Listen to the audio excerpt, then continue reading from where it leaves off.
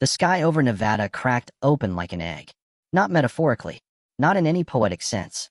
The atmosphere literally split, a jagged seam of violet light tearing from horizon to horizon, and through that wound in the sky, a ship descended. It was enormous, the size of a football stadium, but shaped like nothing human hands had ever drawn. Smooth, obsidian black, with flowing curves that seemed to shift as you looked at them, as if the hull itself was alive and breathing. No engines visible, no exhaust.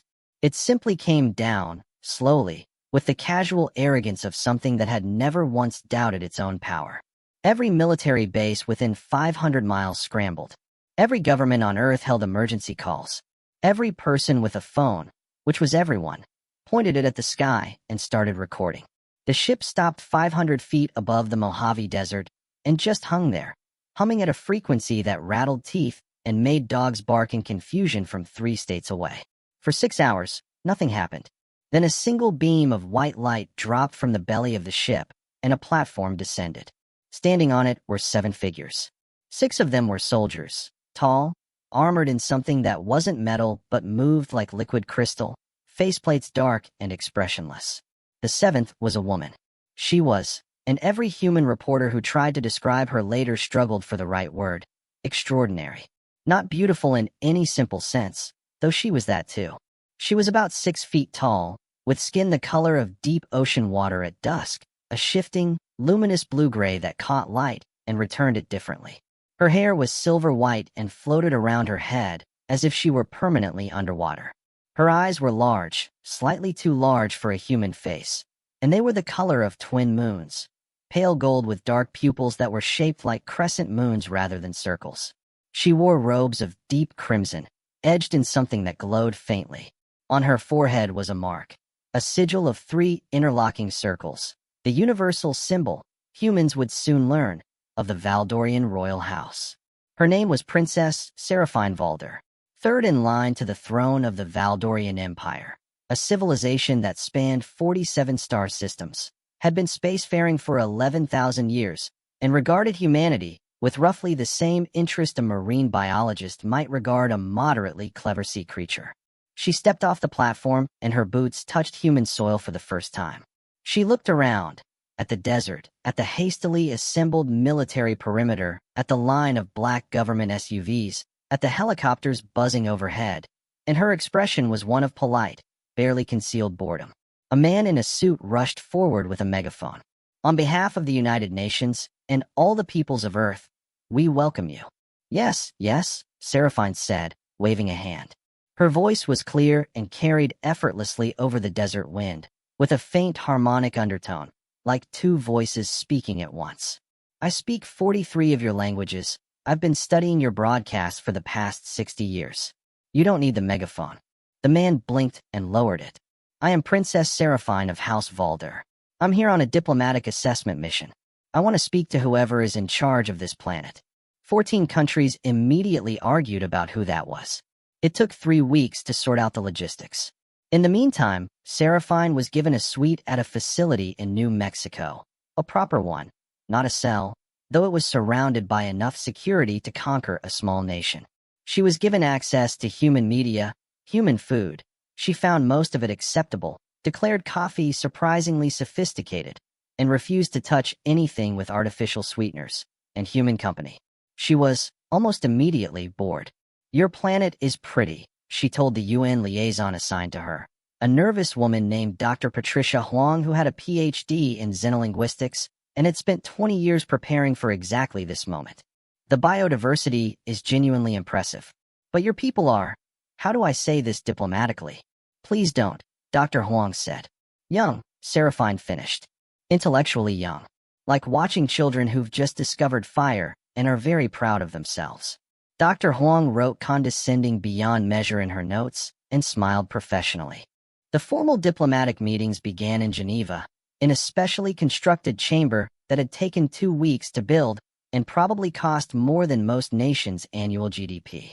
Seraphyne sat across from a panel of Earth's finest scientists, diplomats, philosophers, military commanders, and laid out what she called the situation. The Valdorian Empire had been observing Earth for roughly 2,000 years. They had, at various points, considered first contact, but kept delaying because humanity kept doing things like starting world wars and nearly destroying its own atmosphere. You're at a threshold, Seraphyne explained, with the tone of a professor addressing a mediocre class. Within the next 50 years, you'll either achieve sustainable interstellar capability or you'll collapse back to a pre-industrial state. It's a very common bottleneck. Most species don't make it through. The room was very quiet. The Valdorian Empire is prepared to offer a path through that bottleneck. Technology, medical knowledge, clean energy systems, agricultural techniques that could end hunger on your planet within a decade. The humans leaned forward. In exchange, Seraphyne continued, Earth becomes a protectorate of the Empire, not a colony. You retain your governments, your cultures, your autonomy. But you operate under the Empire's law where it intersects with galactic regulation. You pay a modest tribute, resources only, no conscription. And you submit to an evaluation period of 20 years. The humans leaned back. That's essentially colonization, said the American representative. It's sponsored development, Seraphyne corrected pleasantly. We have 17 other protectorate worlds. They're all thriving. And if we decline? Seraphyne considered the question. Then we leave you alone, and you figure it out yourselves. You might make it. Statistically, it's about a 30% chance. She paused.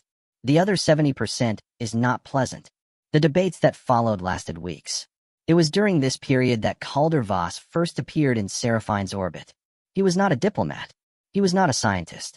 He was, officially, a technical consultant, which was the government's way of describing someone so difficult to classify that they'd given up trying.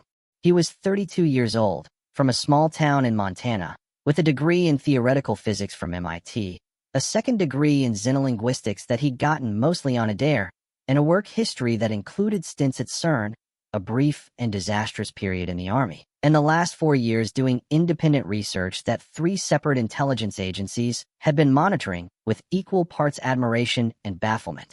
He had been called in because of a paper he'd published 18 months ago, largely ignored by mainstream academia, that had, with startling accuracy, described the theoretical framework of Valdorian faster-than-light travel.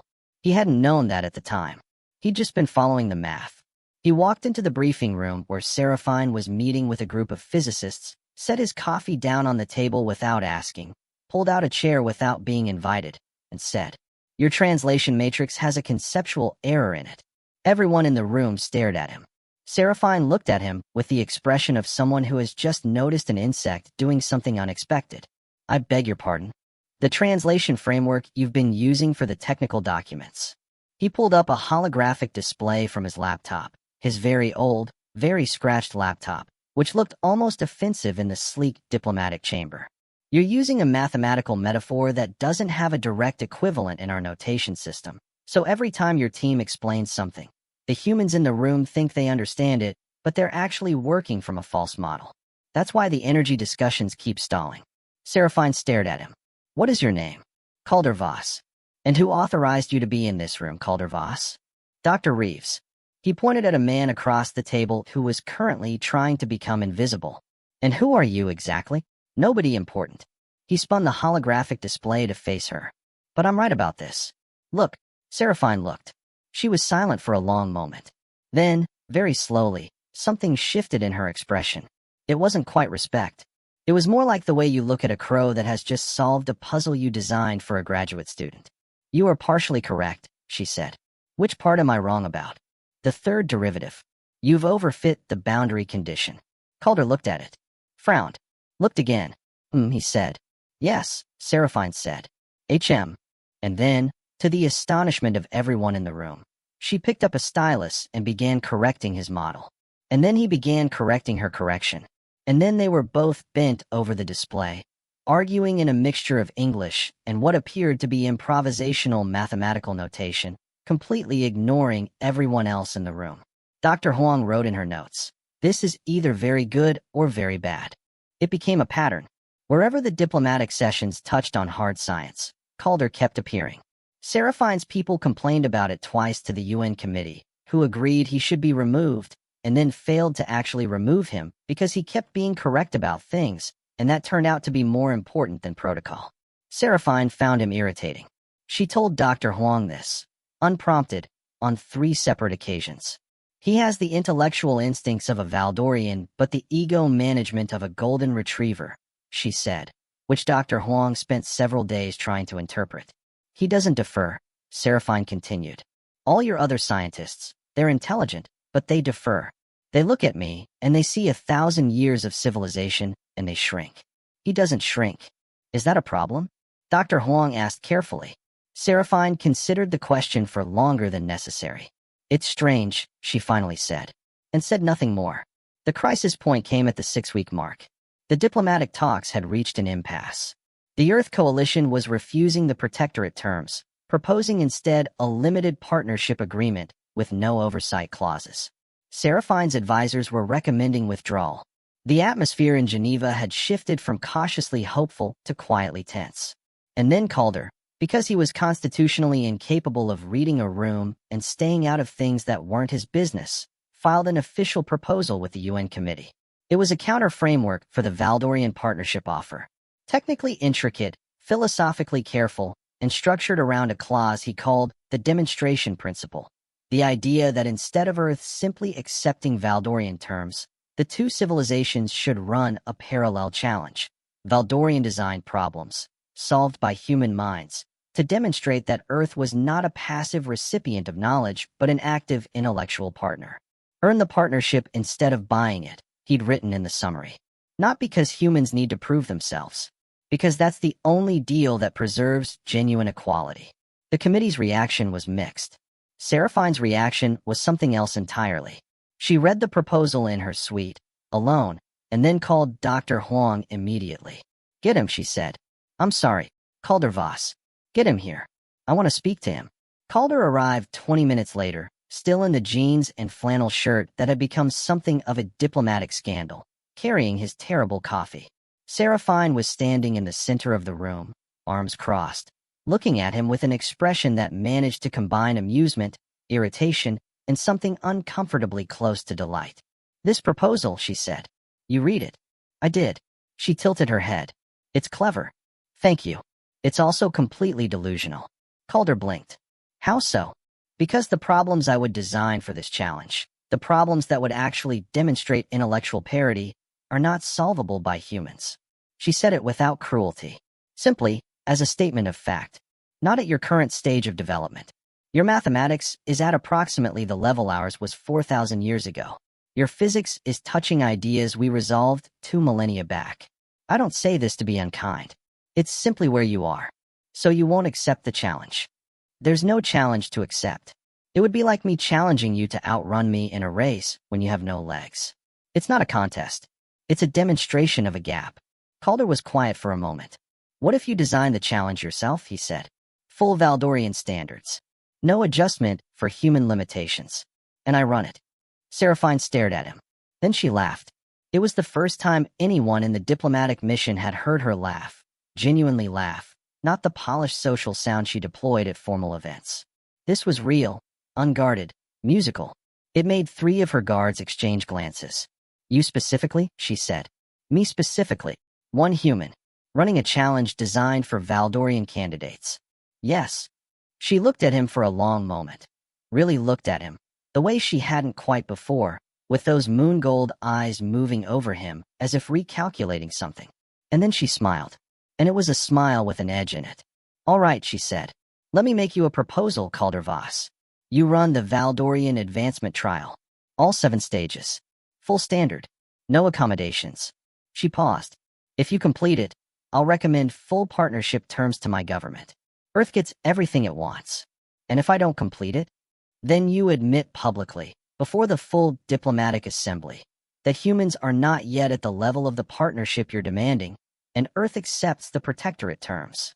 She paused again, and now the smile had something almost playful in it, something that didn't quite belong on the face of an alien princess in a diplomatic negotiation. And that's not the interesting part of my offer. Calder waited. Seraphine's expression did something complicated. She held his gaze and said, clearly, with the faint harmonic in her voice that made even casual statements feel like declarations. If you somehow, impossibly, complete the trial, I will honor you in the Valdorian tradition reserved for those who demonstrate exceptional achievement in the face of extraordinary odds. She paused for exactly one beat. I'll take you as my consort. The room was utterly silent. Dr. Huang, who was in the corner taking notes, stopped writing. Your consort, Calder repeated carefully. My permanent bonded partner. What you might call a husband. She said it the way someone says a thing they're absolutely certain will never matter. A hypothetical. A joke with a formal wrapper. It's a very old tradition. It means a great deal on Valdoria.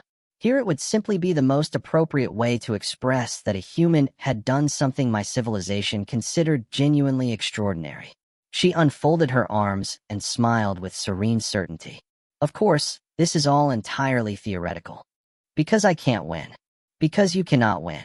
She said it not unkindly, but with a finality that was almost gentle. But I appreciate the offer of entertainment. There were 14 people in the room. Later, all 14 of them would remember that moment differently. Some said Calder smiled. Some said he didn't react at all. One person, Dr. Huang, wrote in her notes that his expression was completely calm, and that this was somehow more unsettling than anything else. What he actually said was, "When do we start?" The Valdorian Advancement Trial had been developed over 3,000 years as the entrance examination for the Empire's highest scientific and administrative institutions. It had 7 stages. Each stage was designed to test not just knowledge, but the capacity to extend knowledge, to reason from principles into territory you'd never visited, to find patterns in chaos, to hold contradictions in your mind without flinching. No one outside the Valdorian Empire had ever attempted it. Several Valdorian candidates failed it every year. It was broadcast. Seraphyne hadn't planned for that. It had been Calder's condition, that the whole thing be public, transparent, verifiable. She'd agreed easily. She thought it wouldn't matter. By the morning of day 1, 4 billion people were watching. Calder was placed in a room and given access to a data archive, 40,000 entries, in a mixture of formats, drawn from multiple Valdorian scientific disciplines. His task, identify the 17 fundamental anomalies hidden in the data. The expected completion time for a trained Valdorian candidate was between 8 and 12 hours. He finished in 5 hours and 40 minutes. 16 of the 17 anomalies correct. Seraphyne, watching from a monitoring station, went very still. He got lucky. Her chief advisor, a tall man named Counselor Dren, said. Pattern recognition isn't luck, Seraphyne said. He missed one. He got 16 out of 17 in under 6 hours. She was quiet for a moment. When did I take this test? You were 20. You completed it in 9 hours. And I got all 17. Yes. How many did you get, Dren? Dren was silent. 14, Seraphyne remembered. In 11 hours. She looked at the monitoring screen, where Calder was sitting back in his chair, drinking, somehow he'd smuggled in a thermos of coffee, and waiting calmly for the next stage. He missed one. Yes. Which one? Dren checked the record. Anomaly 7. The resonance deviation in the biological data set. Seraphyne frowned. That one's subtle. It requires knowledge of Valdorian neurochemistry too. She stopped. He doesn't have that knowledge. No. So he found 16 anomalies that a human, with no Valdorian biological science background, could theoretically identify. She paused. And the 17th required Valdorian-specific knowledge he simply doesn't have. Your point. He didn't miss it, Seraphyne said slowly. He correctly identified the boundary of what was knowable to him, and found everything within it. She turned away from the screen. That's not a failure. That's precision. Dren looked at her. She didn't say anything else. A 3-dimensional reasoning puzzle, built on Valdorian formal logic. It had been known to take candidates 3 full days. Calder solved it in 18 hours, sleeping 6 of them, working through the night on what appeared to be a completely non-standard approach that Seraphine's evaluators spent 2 hours arguing about before confirming it was, in fact, valid. He found a shortcut, Dren said. There are no shortcuts in the labyrinth, Seraphyne said. We designed it specifically to eliminate them. He found one anyway. She watched the replay of his approach.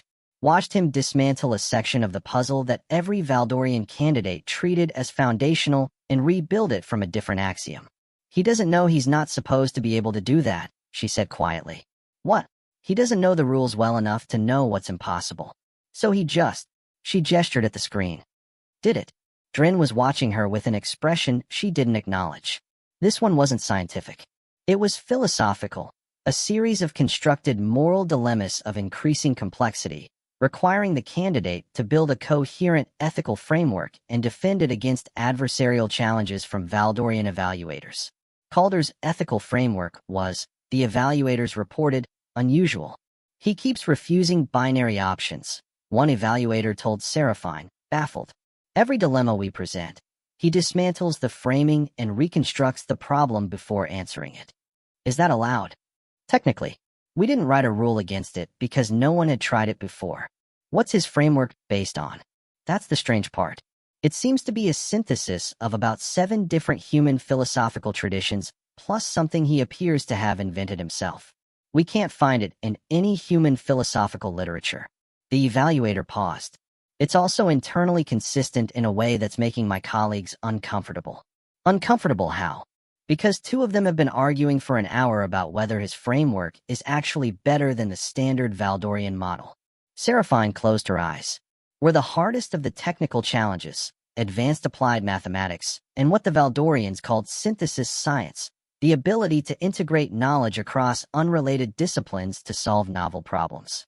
Calder struggled in stage 4. He made 3 significant errors, corrected 2 of them, and submitted an incomplete solution. Seraphyne felt something strange when she saw this. Something that took her a moment to identify, because she didn't expect to feel it. She felt relieved. And then, when she examined that feeling, she felt confused by her own relief. She hadn't wanted him to succeed. She hadn't wanted. But he'd been doing so well, and part of her had been quietly, against all reason, rooting for him. She sat with that realization for a long time. His incomplete stage for solutions still passed the minimum threshold. By 2 points. Stage 5, he crushed. The most purely Valdorian stage. It required memorizing a complex structure of information in a Valdorian encoding format, and then reconstructing it under conditions of deliberate cognitive interference. This was where everyone expected him to fall apart. The encoding format was alien. Literally alien. It had been developed by Valdorian cognitive scientists over centuries to work with Valdorian neurological structures. Using it required a form of mental compartmentalization that Valdorian candidates trained for years to achieve. Calder had 2 weeks between stages to prepare.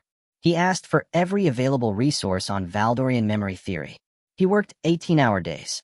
Seraphyne found out, through Dr. Huang, that he hadn't been sleeping more than 4 hours a night. She found out because Dr. Huang mentioned it in a briefing, casually, the way you mention something you assume the other person already knows. Why are you telling me this? Seraphyne asked. Dr. Huang looked at her carefully. I thought you'd want to know. Why would I want to? Seraphyne stopped. Is he eating? I'm told he forgets to sometimes. Seraphyne said nothing for the rest of that briefing. That evening, a meal appeared outside Calder's study room. High protein, high calorie, nutritionally optimal. No note. Delivered by one of Seraphine's personal staff. Calder ate it without apparently wondering where it came from. He passed stage 6. Not brilliantly. Not easily. By the narrowest of margins, having clearly pushed his cognitive architecture to something close to its limit. His reconstruction of the memory palace had 3 errors, but 3 errors was still a passing score, and his examiners reported that the structural logic of his reconstruction was, in 2 places, more elegant than the original. Stage 7 was the final stage. It was called, in Valdorian, something that translated roughly as the synthesis of self, a comprehensive oral examination before a full panel of Valdorian evaluators. Not a test of specific knowledge. A test of how you think, your capacity for original reasoning, your intellectual integrity, your vision of what knowledge is for. It lasted 8 hours. It had ended careers. It had broken people who'd sailed through the first 6 stages. The night before, Calder was sitting on the floor of his room. He had a perfectly good chair, but apparently found the floor preferable, with notes spread around him in a pattern that looked chaotic, but was, if you looked closely, organized by a logic of his own. There was a knock at his door. He opened it and found Seraphyne. She was not in her formal robes. She was wearing something simpler, a dark, close-fitting suit of Valdorian fabric that moved like water. Her silver hair was loose. Her moon-gold eyes were unguarded in a way he'd never seen in the formal settings. She was holding 2 cups. I was told, she said, with careful dignity, that you had not consumed the evening meal. I wasn't hungry. That is physiologically unlikely given your activity level. She held out one of the cups. Coffee. I had it made to the specifications you prefer. Your staff provided them. He took the cup slowly. You brought me coffee. I have 17 other things to do tonight, she said, as if establishing the record. This is not significant. He looked at the cup, then at her. Then he stepped back and gestured into the room. She stepped inside, looked at the notes on the floor, walked around the edges of them, not disturbing the arrangement, and examined what was there. You're preparing for the panel's philosophical challenge, she said. Trying to. They'll come at you from the Valdorian synthetic school. That's the tradition the panel favors. She studied one of his note clusters. You're anticipating that. I'm trying to figure out where it intersects with Kantian epistemology because that's the closest human framework, and if I can find the seam, I can speak both languages. She crouched down, and for a strange, suspended moment, she was just a person studying a set of notes on a floor, not a princess, not a diplomat, not the representative of a civilization 10,000 years older than his. Here, she said, pointing. You've mismapped this junction. The Valdorian synthetic tradition doesn't flow through empirical verification the way you're charting it. It runs through coherence, internal consistency as the primary test of truth. That's different from Kant. Very different. Kant needs the world to verify the idea. The Valdorian tradition says the idea verifies itself if it holds together. She looked up at him. You do better to map it against your coherentist tradition. What is his name? Your philosopher? Bradley? Or more recently, the American, 20th century, Quine. Yes, that one. The web of belief. That's closer to the Valdorian structure. Calder was looking at her with an expression she couldn't quite read. Why are you helping me? He asked. She stood, smoothed her suit. I'm not helping you.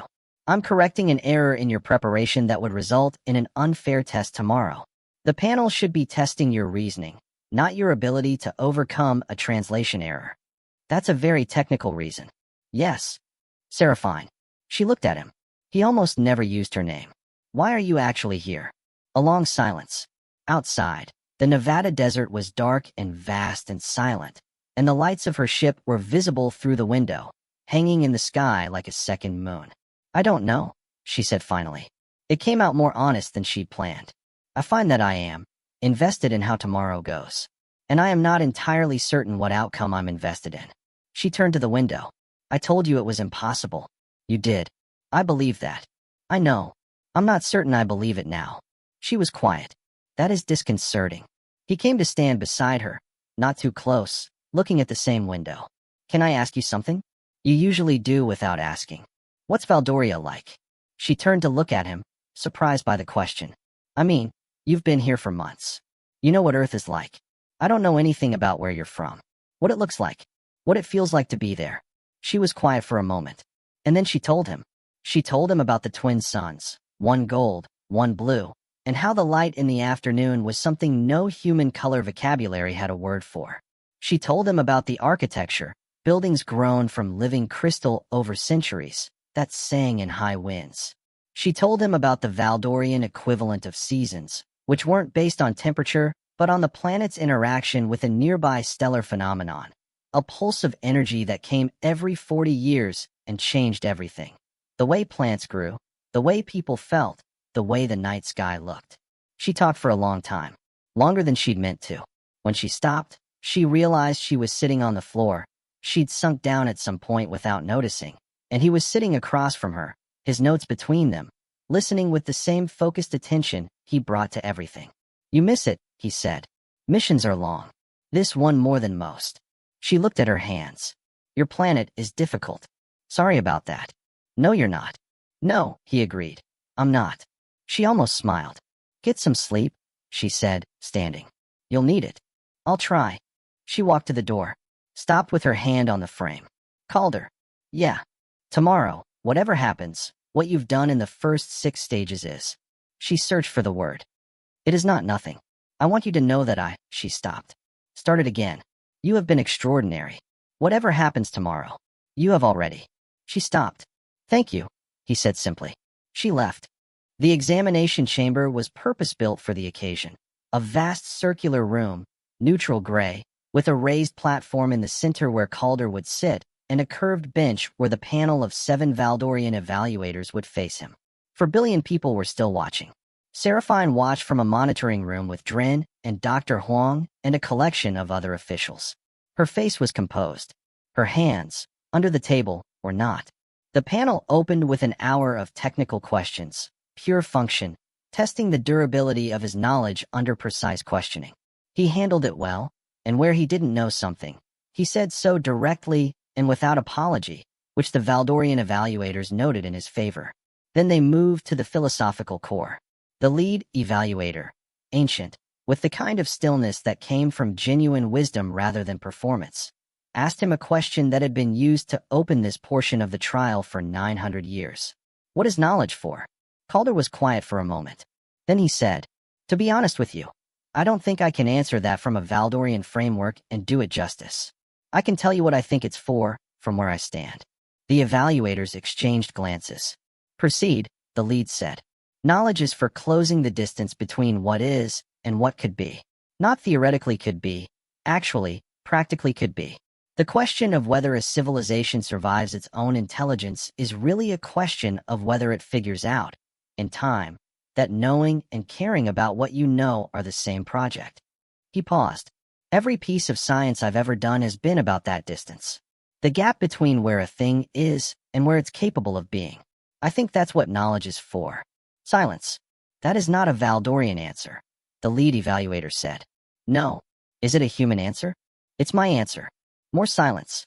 "And how does this apply to the current situation between your civilization and ours?" the evaluator pressed. "Is the Valdorian Empire closing a distance by offering this partnership?" And here Calder did something no one in the monitoring room expected. He challenged them. Calmly, respectfully, and with forensic precision, he argued that the Valdorian model of sponsored development, however well-intentioned, was itself a distance creator. That a civilization grown in someone else's shadow didn't grow its own cognitive architecture, it grew the patrons. That the greatest gift the Empire could give Earth was not knowledge but friction, genuine intellectual exchange between equals, including the equal right to fail without a safety net. "You want to protect us," he said. "But protection is a kind of ceiling. And I think you know that. I think the reason you designed this trial the way you did, demanding genuine performance, not adjusted for beginners' performance, is because somewhere in your civilization's philosophy, you already understand that growth only happens when the standard is real." The room was absolutely still. "The Valdorian synthetic tradition," he continued, "says truth verifies itself through coherence. Well, does the protectorate model cohere? Does a civilization become genuinely capable by being guided or by being challenged? What does your own history say?" The lead evaluator looked at him for a very long time. "You've been briefed on Valdorian history," he said. It wasn't quite an accusation. "I've been reading. I had time." Calder's expression was calm. "Your empire had a patron once. The Seraphyne Collective. 3,000 years ago. You were their protectorate for 150 years. And then you weren't. That situation was different." "Was it?" Another silence. Longer this time. The panel deliberated for 2 hours. In the monitoring room, no one spoke. Seraphyne sat with her back very straight, and her eyes on the door and her hands flat on the table. Dr. Huang, very quietly, poured her a cup of coffee. Seraphyne, without looking at it or commenting on it, drank it. The lead evaluator returned to the chamber. He stood before Calder, who was still sitting on the platform, still composed, showing no sign of the weeks of pressure in anything except the faint shadows under his eyes. "Calder Voss," the evaluator said. "The panel has reached its determination." The whole world held its breath. "You did not pass the Valdorian Advancement Trial." A sound, global, digital, millions of people exhaling in synchronized disappointment, moved through the monitoring networks. In the monitoring room, Seraphyne closed her eyes. "Your stage for submission was incomplete. Under strict scoring, this represents a failure to meet the standard." Calder nodded. He had known. However, the evaluator paused. "The panel's determination involves a second component. We are required, under trial protocol, to also evaluate whether a candidate has demonstrated something the strict scoring cannot capture, what we call Valdorian aptitude in its essential form. The capacity not for Valdorian knowledge, but for Valdorian thinking. The room was frozen. The panel's unanimous finding is that Calder Voss has demonstrated this capacity in a form more complete than any non-Valdorian in the trial's history. The evaluator's ancient face was composed, but not quite neutral. Under the full charter of the trial, a candidate who satisfies this secondary criterion while failing the primary scoring may be elevated at the panel's discretion. This discretion has been exercised once in 900 years. Pause. The panel exercises it now. The sound that moved through the networks then was different. In the monitoring room, someone was crying. Dr. Huang thought it might be herself. Seraphyne opened her eyes. The formal assembly was held the next evening. Every member of the diplomatic mission, the UN committee, a live feed to 3 billion viewers. Seraphyne walked to the front of the chamber in her full formal robes, the glowing edges lit, the mark on her forehead bright. She was every inch a princess of an 11,000-year civilization. She was also, Calder would later say, the most terrifying person he had ever been in a room with. He was standing at the other end of the chamber in the one suit he owned that wasn't embarrassing, looking approximately like a man who had not fully processed where his life had arrived. She stopped in front of him. Around them, 500 people held their collective breath. Seraphyne looked at him for a long moment. In her eyes, those moon-gold, crescent-pupiled eyes, something moved that was complicated and real and not remotely diplomatic. "You were supposed to fail," she said. "Not accusation. Statement of fact. I know. I told you it was impossible. You did." She paused. The words seemed to cost her something. Wrong. The way she said it made it clear that this was not a word she deployed easily. Not because of ego, but because she was careful. Because she believed in being right before she spoke. Because being wrong, to her, meant she had assessed something and it had not been what she thought it was. And she had assessed him and he had not been what she thought. "The offer I made," she said, "before the trial. I remember it. I made it as a hypothetical. I know you did. I made it because it seemed," she searched for honest language. "Because you seemed so certain, and I was so certain in the opposite direction, and I wanted to," she stopped. "Tried again. I wanted the stakes to be real. To match your certainty with something of mine." She looked at him steadily. "I did not expect to be standing here. I know. The Valdorian tradition of consort bonding is not hypothetical," she said. "It is a serious commitment. Permanent. Recognized under imperial law. It would mean," she stopped again. Her composure was intact, but something behind it was doing something interesting. "It would mean considerable complications. For both of us." "Yes," Calder agreed. "I want to be very clear that I am not standing here because I feel obligated to honor a flippant remark I made in a negotiation. Okay, I am standing here because," she took one breath, "because I made a promise. And I do not break promises. And because the 3 months I have spent arguing with you have been the most intellectually alive I have felt in a long time. And because you brought your terrible coffee into a diplomatic summit and corrected my translation matrix and did not shrink." Another breath. "And because last night you asked me what Valdoria looks like, and no one had asked me that in years, and I talked for an hour and forgot to stop." The room was absolutely silent. "I am standing here because I want to," she said. Quietly. Precisely. As if each word had been weighed. "Not because you won. You would have won me either way, I think. Only I didn't know it." She paused. "That is also very disconcerting." Calder looked at her. "Seraphyne," he said. "Yes. For what it's worth. I knew, when I walked into that room to challenge your translation matrix, that I was going to spend a very long time arguing with you. I didn't know in what context, but I knew I didn't want it to stop." Something moved across her face that was, perhaps, the Valdorian equivalent of being undone. "You are," she said, "the most peculiar human I have ever encountered. You've only been here 3 months. I have been studying your species for 60 years. From a distance. Yes." She held his gaze.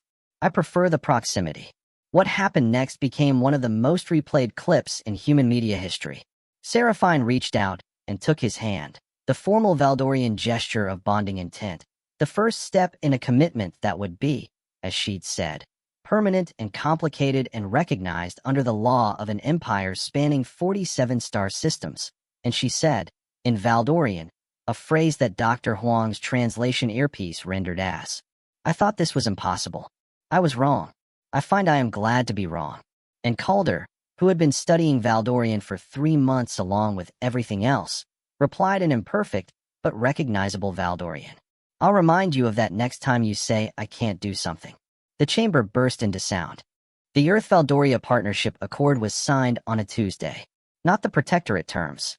The full partnership, equal standing, bilateral exchange, Earth as a recognized independent civilization in the galactic community, with access to Valdorian knowledge frameworks and the right to tell them no.